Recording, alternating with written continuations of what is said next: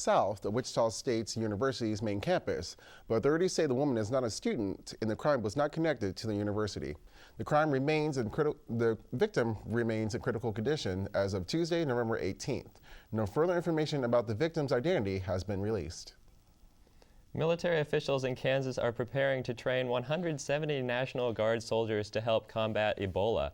The 891st Engineer Battalion will deploy to West Africa in the spring of 2015 to build medical facilities. The deployment is expected to last 6 months, but officials say the project will take up to 1 year. Training is set to begin next month. With Thanksgiving being next week, families are now gearing up to travel for the holidays.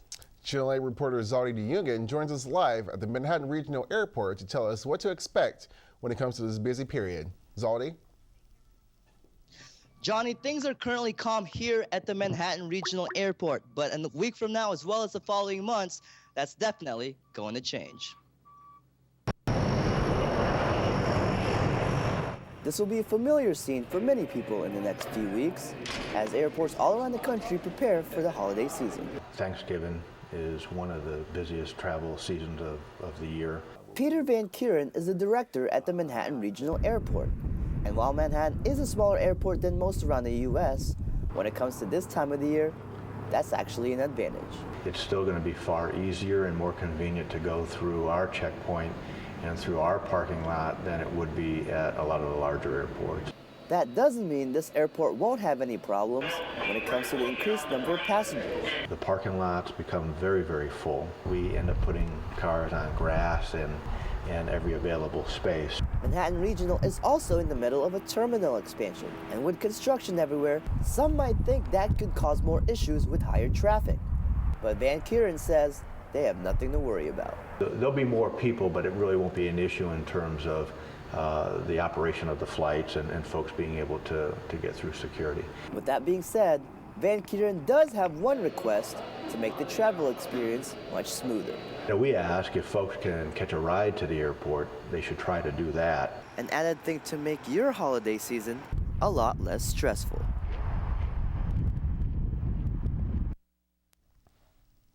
Different this year is that rather than losing flights during the day of Thanksgiving, they'll be adding flights instead. So Manhattan residents will have more opportunities to travel if they need to.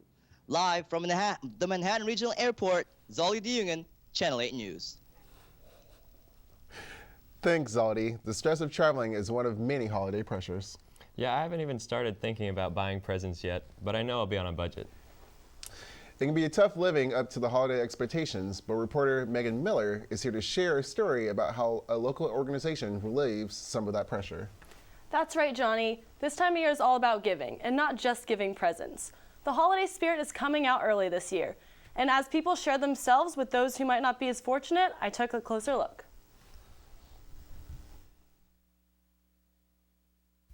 The holiday season is here. And with that comes the holiday spirit of giving. Thank you. The Flint Hills Bread Basket is one group that collects food and donates it to those in need. And a moment of giving can happen anywhere, even on a trip to the grocery store. Volunteers greeted shoppers with slips of paper listing the items the food pantry needs. The shoppers could pick up these items along with their own groceries and drop them off on their way out.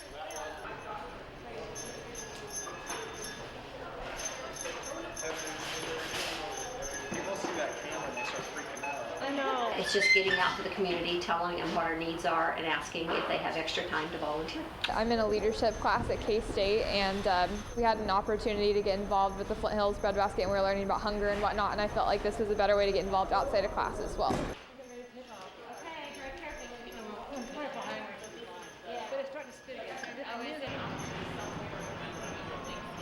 I got into volunteering through my Bible study group, and we started doing the Flint Hills Bread Basket. This is our first year. I think my favorite part was seeing people come through, and after they donate, they know that they've done something well.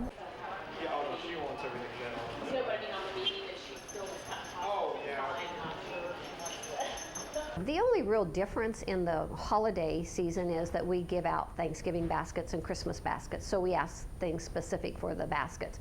But other than that, the food that we need here is 365 days of the year.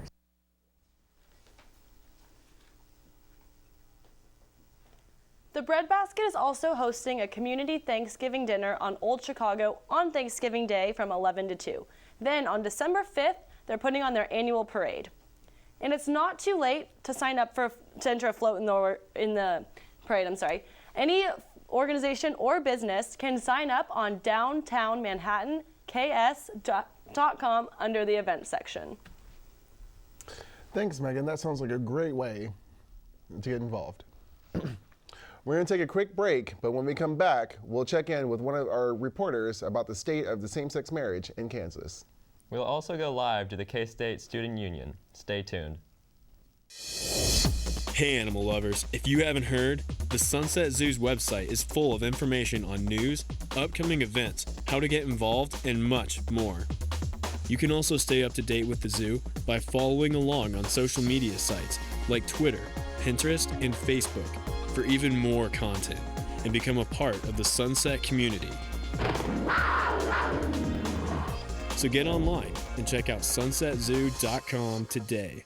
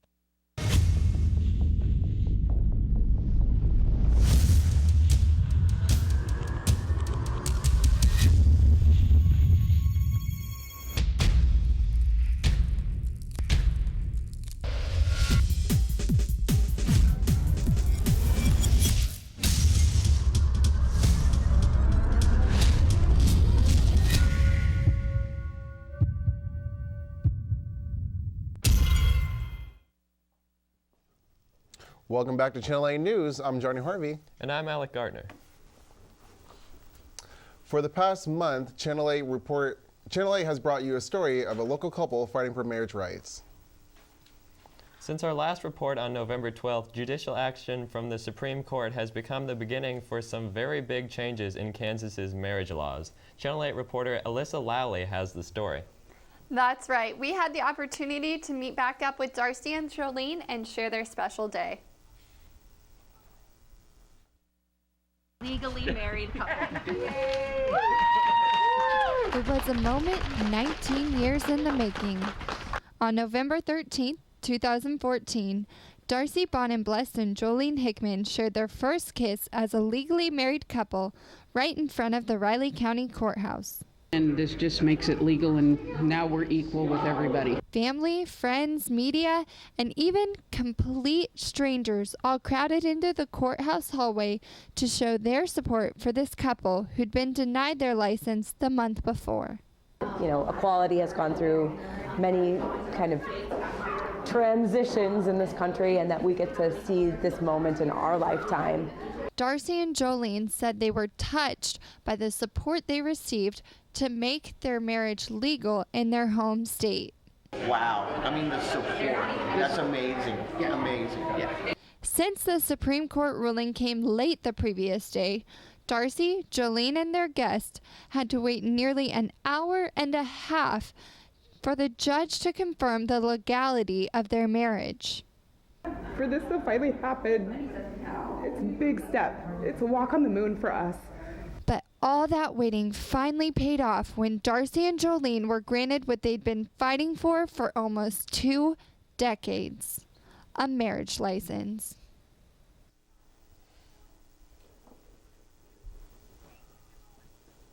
Darcy and Jolene were the first same-sex marriage in Riley County. Although they were married in 2001, kind of went through that whole honeymoon phase, I know they were truly touched by the community support that they received. Thanks, Alyssa. Despite the recent Supreme Court ruling, same-sex couples still may have some obstacles to overcome. Kansas Attorney General Derek Schmidt has asked the Kansas Supreme Court to abstain from lifting ban on same-sex marriage. Last week, the United States Supreme Court denied Schmidt's appeal of the 10th Circuit Court of Appeals that would allow same-sex marriages in the state of Kansas. Schmidt says the court appeals ruling only stands in 2 counties involved in the case filed by the American Civil Liberties Union. Today, Kansas State is unveiling the app Live Safe. Live Safe is an app designed to, you guessed it, make students feel safer. Channel 8 reporter Daniela Martinez-Serrano is reporting live at the Kansas State Union to tell us about more of the unveiling. Good morning, Johnny and Alec. We are here at the K-State Student Union, and that is because LiveSafe was officially introduced today. Now, LiveSafe is a mobile safety system built in with the latest in smartphone technology, designed exclusively for K-State students. Now, one of the many features of this app is SafeWalk. Now, SafeWalk allows you to invite your friends and family and gives them the opportunity to monitor your location as you're walking through campus or Manhattan. As you can see, I'm currently connected with reporter Megan Miller, who is joining us live from Channel 8 Studios. We are now joined by Lindsay Elliott from K-State Crisis Communication. Lindsay, can you explain to us a little bit about what this app is? So this app, we're really excited about it because it's just a better connection, better safety feature for our students. We know students, faculty, visitors always have a smartphone in their hands or an iPad in their hands. So this is a great way to have safety features right in the palm of your hand. So there's a variety of features on this. As you mentioned, the Safe Walk, which we're really excited about. But also there's a tips section, and that is different from what we're currently doing. Right now, the Silent Witness program with our police, you have to go on a website, send in a tip. Well, this way you can send in a tip from your cell phone. You can even include a video, a photo, it can remain anonymous, and you have more communication with our police department because they can actually text you back if they need more information about it, let you know that they received their tip and that they're going to be doing something about it. And then there's also emergency numbers, so I'm sure that you probably don't have the campus police. Let's see. You want me to go back to it? Oh, yeah. Okay. Yeah, yes. There we go. But emergency numbers, I know I've been at K-State for a long time. I still don't have campus police number memorized. So numbers like that. And then we also have a map so you can see campus, and it will highlight things like our blue light phones across campus or just show you where you're at. And then there's also safety information too. Okay, well, this is pretty exciting for K-State. That's all I have here at the Student Union. Back to you guys at the studio. All right, now we have Megan Miller in the studio, and you have the app on your phone, correct? Yeah, I actually was tracking Daniela. I have it set up to where I can see where she is at. That is her location right there. I can see that she's at the Student Union. And as she's walking, if she needed to send me a text, she could do that as well, and I could type to her. If she needed help, I could also dial 911 myself. If she texted me, you know, help, something's going wrong, and I can follow her, she can close the app as soon as she makes it back. That way, it's a quicker way than having to call your friends and be like, hey, someone's following me. You can just hit 911 right there. Thanks, Megan. So, Alec, are you going to download the app? Well, I would if I had a smartphone, but I'll definitely be telling my friends about it. Why don't you have a smartphone? It's 2014. I know, Johnny. Are you going to download the app? Nope, because my life is already pretty safe. We're going to take a quick break, but when we come back, find out what we have up our sleeves. And find out about sustainable intensification coming up next. Non-traditional students are an important piece of K-State heritage. Some of these students are veterans returning back to civilian population after serving in our armed forces. This can be a troubling time for these veterans. Trying to adjust back to civilian life can be a hard obstacle to overcome. The Veterans Center at K-State helps these students with this transition. Through counseling and other means, these veterans can find the help they need for this transition at the K-State Veterans Center. The center is located on the ground floor of the Student Union just inside Salsaritas.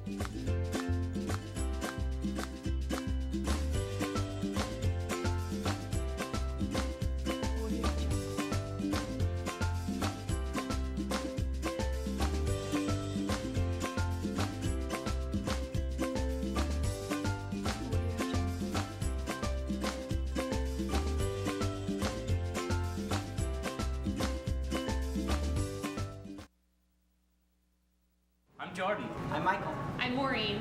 Meg. And we're four of the members of On the Spot Improv Club. We do everything improvised. Completely live. We're so good at group thing. We all just say a word and everyone will know what I'm thinking. Brownie. If you change your word, then we don't know what you're talking about. Improvise. Okay. One more time. Ribbon. I don't understand how am I supposed to know what you guys are going to think? Welcome back to Channel 8 News. I'm Johnny Harvey. And I'm Alec Gardner. 2 months ago, Channel 8 reported on a $50 million grant awarded to a KSU professor. Joining us now is Lacey Siefkin to give us a story on that update. Thanks, guys. This week I had a chance to interview Professor Jules Pretty, who actually coined the term sustainable intensification. What would you do with $50 million? 2 months ago, KSU professor Vera Prasad and his team received the $50 million grant. The U.S. Agency of International Development is providing the funding to Prasad and his team to deliver a solution to help make a dent in world hunger. Today, Kansas State received a special visit from across the pond. We could make stuff happen on a really big scale by learning some of those lessons across lots of different countries, different political backgrounds and challenges, and yet there's a real success on the ground. The chair of the External Advisory Board for the grant, Professor Jules Pretty from the University of Essex in the UK, traveled to our university for a short visit. But we're at the stage of agricultural development and knowledge that leads us to be, let's say, quietly confident about what we might be able to achieve in the future. It is 25 degrees, and with this wind chill, it is bitterly cold. Researchers have to work with a number of different weather conditions, but with Kansas's unreliable weather, they have to bring their outside work indoors.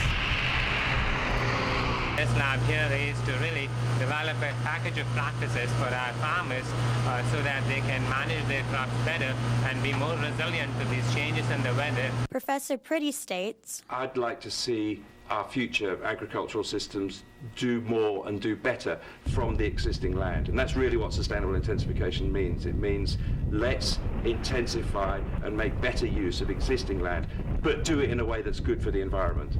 We certainly need to be working very hard to make sure our agriculture is successful for decades to come. Professor Pretty seems pretty excited about the prospect of sustainable intensification in Kansas, and I hope we do them proud. That sounds great. Thanks, Lacey. We joined Channel 8 reporter Paul Cannon on the interview set with magician Corso the Curious. Thank you, Johnny and Alec. I'm joined by Corso the Curious. So tell me, Corso, where are you from? Well, I originally grew up in San Diego, and I traveled around a lot, but I ended up kind of out here in Kansas. I currently reside in Lawrence, so. How many shows do you perform a year? Well, that's a tough question. I'm a full-time professional illusionist and magician, so I get hired out, weekly. Sometimes I'll have 4 or 5 things in a weekend, so lots of shows. Wonderful. And how long have you been performing magic? Oh, I've been doing magic for many, many years with a combination of theater beforehand, so altogether performing for about a decade. Wonderful. And have you traveled abroad at all to perform your magic? I haven't traveled abroad out of the country, but I've been taken all the way across the country from San Diego to Vegas to Nashville, Tennessee. Wonderful. Would you show us a trick of your own? Absolutely. Today I brought with me a rope, but also inside that pocket, a pair of scissors, Paul. Do me a favor, would you check out the rope, make sure it's a solid rope, doesn't snap apart, anything of the sort? Seems pretty solid. Wonderful. Now, check out the scissors, make sure they too are normal, natural scissors. All right, don't cut yourself on the air though, that would be bad. Now, with the scissors, we're gonna show you something, that the rope, absolutely normal. Every rope has something in common. Now, this is gonna get a little dangerous, Paul. I'm gonna hand you the scissors. Hang on to those, be careful. Paul, what I want you to do is understand that every rope has a couple of things. Has a few ends, and it has a middle. Otherwise, it would be not a rope. Your job is to cut the middle. So go ahead, grab the scissors there. You're gonna cut right through the middle, not the ends, not my fingers, just the middle. Go ahead, give it a snip. And he's gonna shred right through those for us. Perfect, perfect. Now, we're not exactly even there, Paul. But that's okay, we can just make it work. Don't worry, Paul, that's not your fault. That's mine, I picked you, no. Here we are, Paul. I've tied the ropes together, hold on to that and give a solid tug. Make sure that they don't come undone. All right, now, you can set the scissors down. Hold both ends of the rope for me. I could untie both ropes, but that wouldn't be very magical. So I'll take the same scissors you just used and I'll try something even better. I'll cut a little bit and a little bit. And then we find that if we take that now, we can pull that knot. Clean off, repairing the entire rope you just cut. Amazing. Thank you very much. Folks, that is Corso the Great. His show is this Saturday in Manhattan, 7 p.m. at the Manhattan Arts Center. Thanks, Paul. That was pretty impressive. It really was. We're going to take another break, but when we come back, we'll take a look at the 5-day forecast. And stick around for sports.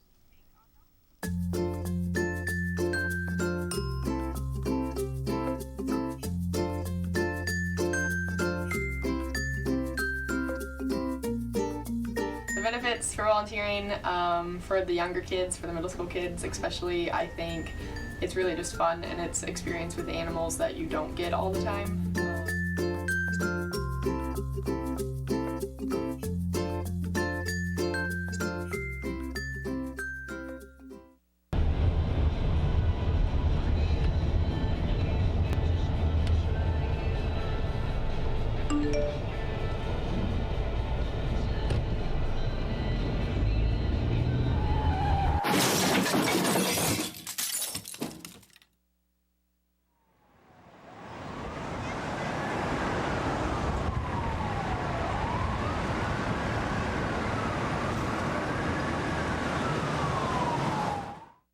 Wanted to be on radio? You can by signing up to join the Wildcat 91.9. The station is open to all students, no matter what your major is. The best part? You can get experience right away as well as no sign-up fees. You can be a DJ for the alternative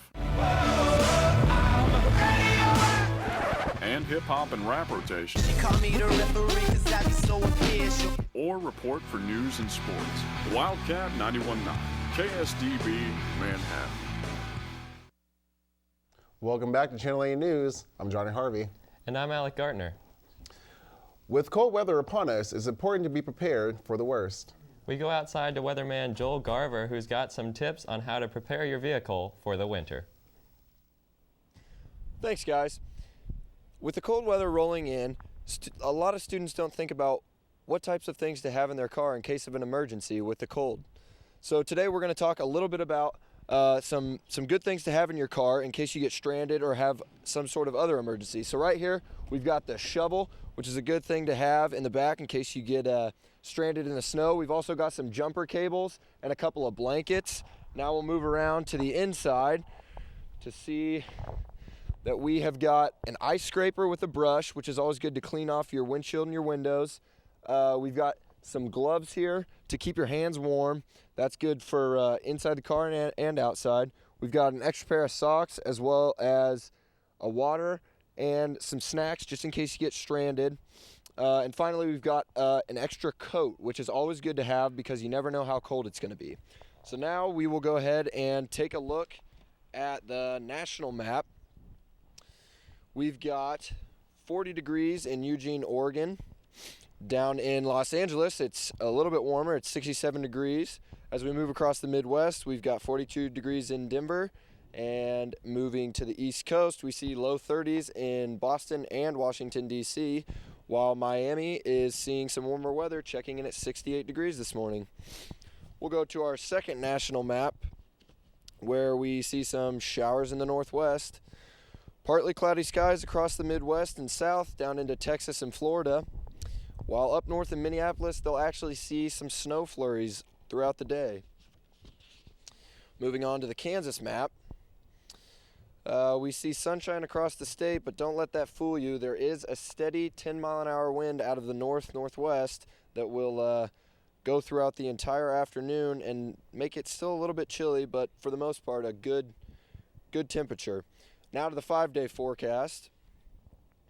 As you can tell, today it's going to be a little bit cooler, but as we move into the weekend on Friday and Saturday, we've got mid to high 40s as well as up into the mid 50s with a chance of showers on Saturday night into Sunday morning. So that's your 5-day forecast, and I hope you all get out and enjoy the weather. Back to you, Alec and Johnny. Thanks, Joel. Man, it looks cold out there, Alec. It really does. It's pretty warm in here, though.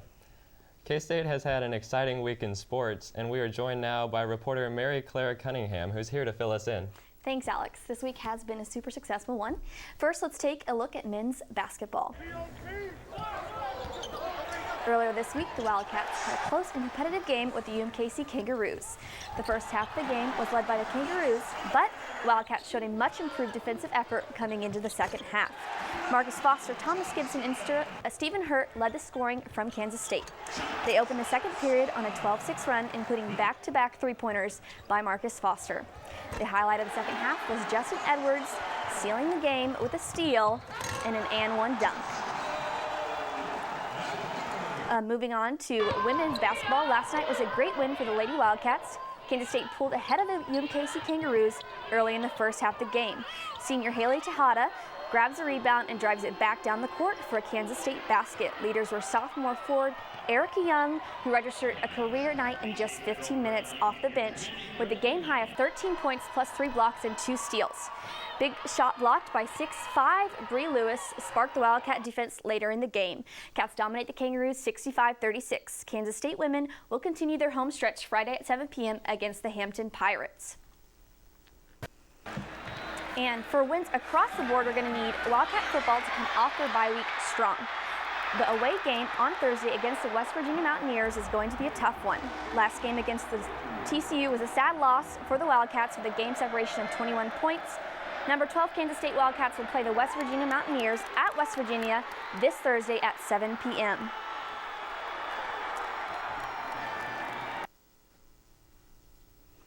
All right, thanks for the update, Mary Claire. So are you going to watch the game tomorrow night? Absolutely. I think I'm just going to stay inside with my roommates and watch since it's pretty cold out and just watch that and probably a couple other games.